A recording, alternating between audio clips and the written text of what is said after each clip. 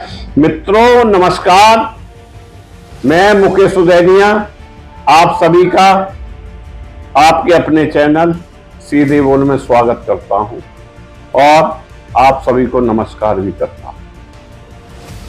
मैं आपके सामने आज चुनाव आयोग का मामला लेकर आया हूं और जो शक बार बार लोगों को हो रहा है कि चुनाव आयोग द्वारा जो वोट ऑफ परसेंटेज बढ़ाया जा रहा है उसमें कहीं ना कहीं कोई पेंच बिधा हुआ है। मित्रों, लोकतंत्र में चुनाव आयोग की एक बहुत बड़ी जिम्मेदारी है और ऐसे वक्त पर जब चुनाव आयोग सर्वोसर्वा हो, किसी को हटाने रखने सारी क्षमता उसके पास हो, आरोप प्रति आरोप लग रहे हैं, लेकिन चुनाव आयोग चुप्पी साधे बैठा हुआ है। वहीं ईवीएम मशीनों में भी यह बात आई कि कभी कोई बटन दबाओ तो कमल निकल कर आता है। हो सकता है ईवीएम की गलती हो, लेकिन अगर ईवीएम की गलती है तो हाथी, साइकिल, पंजा यह भी तो निकलना चाहिए, लेकिन ऐसा हो नहीं रहा। इसका मतलब दाल में कुछ तो काला है। वहीं सुप्रीम कोर्ट ने कहा कि जरूरत होगी तो हम रात भर बैठेंगे, लेकिन वोट ऑफ परसेंटेज बढ़ाने पर मामला हर हाल में सुनेंगे। मित्रों, लोकसभा चुनाव में 5 फेज की वोटिंग हो चुकी है, अभी 2 चरण मतदान बाकी है। इसी बीच चुनाव के फाइनल वोटिंग परसेंट का मामला सुप्रीम कोर्ट पहुंचा। कई पार्टियों की ओर से इस पर सवाल उठाए जाने के बाद एडीआर ने सर्वोच्च कोर्ट में याचिका दायर की। सुप्रीम कोर्ट ने विगत दिनों एक गैर सरकारी संगठन एसोसिएशन फॉर डेमोक्रेटिक रिफॉर्म्स की अर्जी पर चुनाव आयोग से जवाब मांगा। इस अर्जी में मतदान के कुछ दिनों बाद फाइनल वोटिंग परसेंटेज में हुई बढ़ोतरी का हवाला देते हुए इलेक्ट्रॉनिक वोटिंग मशीन ईवीएम के संभावित रिप्लेसमेंट की आशंका जताई गई है। सीजीआई डीवाई चंद्रचूड़, जस्टिस जीवी पारदीवाला और जस्टिस मनोज मिश्रा की पीठ ने चुनाव आयोग को 24 मई तक एडीआर की अर्जी पर अपना जवाब दाखिल करने के आदेश दिए। इस याचिका पर सोमवार से शुरू हो रहे कोर्ट के ग्रीष्मकालीन अवकाश के दौरान वेंकटेशन बेंच सुनवाई करेगी। हालांकि एडीआर की याचिका पर चुनाव आयोग के वकील ने सवाल उठाए थे। इस पर कोर्ट ने कहा कि अगर जरूरत पड़ी तो हम मामले की सुनवाई के लिए पूरी रात बैठेंगे। एडीआर ने अपनी याचिका में सुप्रीम कोर्ट से चुनाव आयोग को मतदान खत्म होने के 48 घंटे में वोटिंग के आंकड़े प्रकाशित करने के निर्देश देने की मांग की है। जब पीठ ने पूछा कि वेबसाइट पर मतदान के आंकड़े डालने में क्या कठिनाई है, तो चुनाव आयोग के वकील ने इस पर जवाब दिया कि उन्होंने कहा कि इसमें समय लगता है। इसके पहले भी देश में चुनाव हुए हैं और निश्चित समय सीमा पर आंकड़े डाले जाते रहे, लेकिन इस बार ऐसा नहीं हो रहा है क्योंकि हमें बहुत सारा डेटा एकत्रित करना होता है। यह जवाब है चुनाव आयोग के वकील का। चीफ जस्टिस ने कहा कि चुनाव आयोग की याचिका पर जवाब देने के लिए कुछ समय दिया जाना चाहिए। बेंच ने इसे चुनाव के 6ठे चरण में एक दिन पहले 24 मई को बेंच के सामने सुनवाई के लिए लिस्टेड किया गया। इससे पहले 26 अप्रैल को सुप्रीम कोर्ट ने एडीआर की बैलेट पेपर पर वापसी और ईवीएम पर संदेह जताए जाने वाली संबंधी याचिका खारिज कर दी थी। एडीआर की ओर से सुप्रीम कोर्ट में दायर याचिका पर चुनाव आयोग के वकील ने सवाल खड़े किए इलेक्शन कमीशन के वकील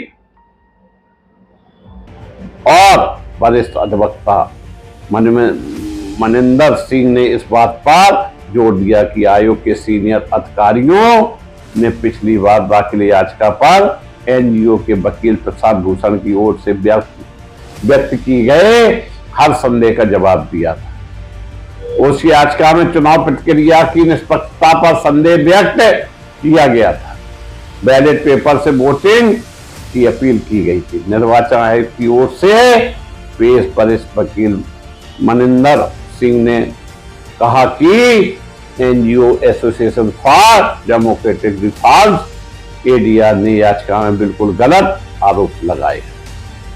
इसके अलावा जस्टिस संजीव खन्ना की अध्यक्षता वाली शीर्ष अदालत की एक अन्य पीठ के हालिया फैसले में उन मुद्दों से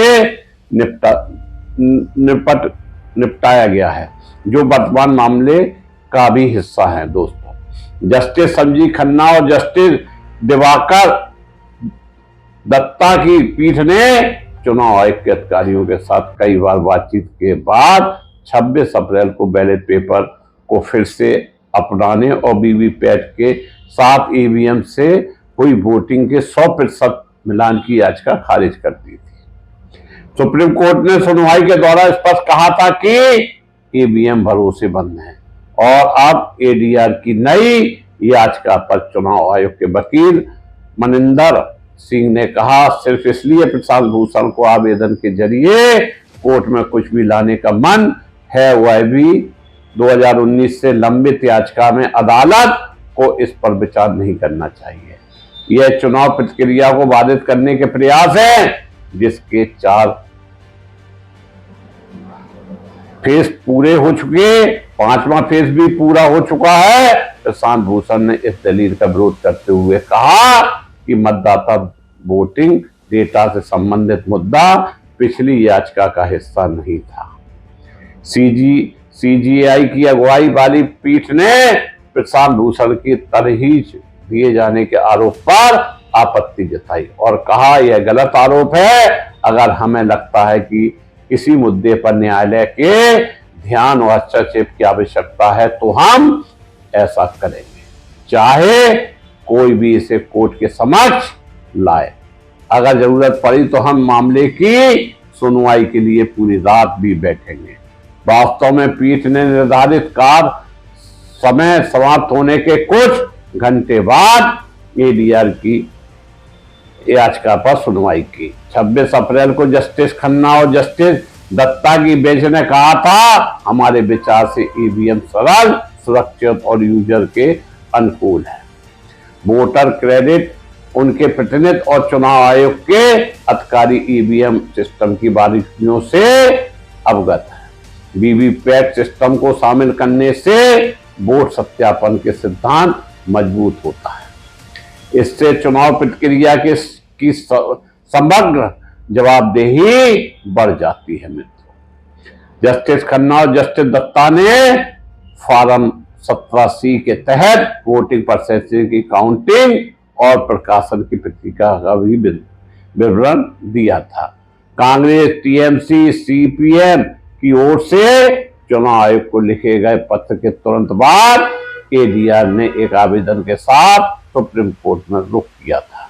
इस याचिका में चल रहे चुनाव से पहले और अन्य चरणों में फाइनल वोट काउंटिंग के आंकड़े जारी करने में असमान रूप से देरी का आरोप लगाया गया था।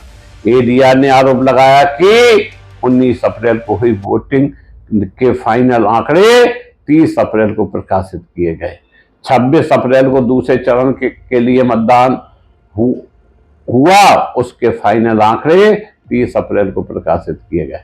इस तरह से पहले फेज की वोटिंग का फाइनल डेटा 11 दिन बाद और दूसरा चरण की वोटिंग का अंतिम आंकड़े 4 दिन बाद जारी किए गए। एडीआर ने कहा कि चुनाव आयोग की ओर से 30 अप्रैल की प्रेस रिलीज में वोटिंग ने फाइनल आंकड़ों की तुलना करें तो मतदान के दिन आए आंकड़ों से यह लगभग 5 से 6% ज्यादा है।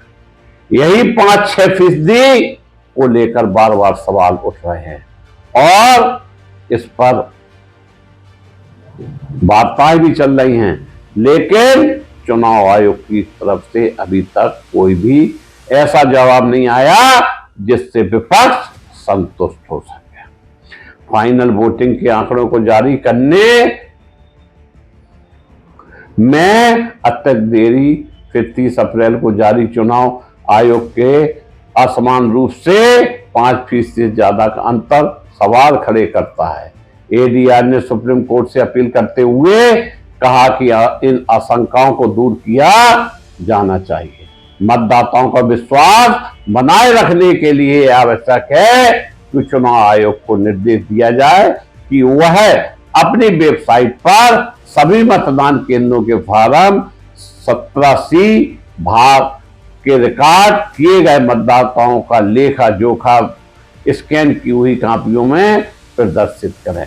इसमें मतदाता समाप्ति के 48 घंटे के भीतर डाले गए वोट सर्टिफाइड आंकड़े हों।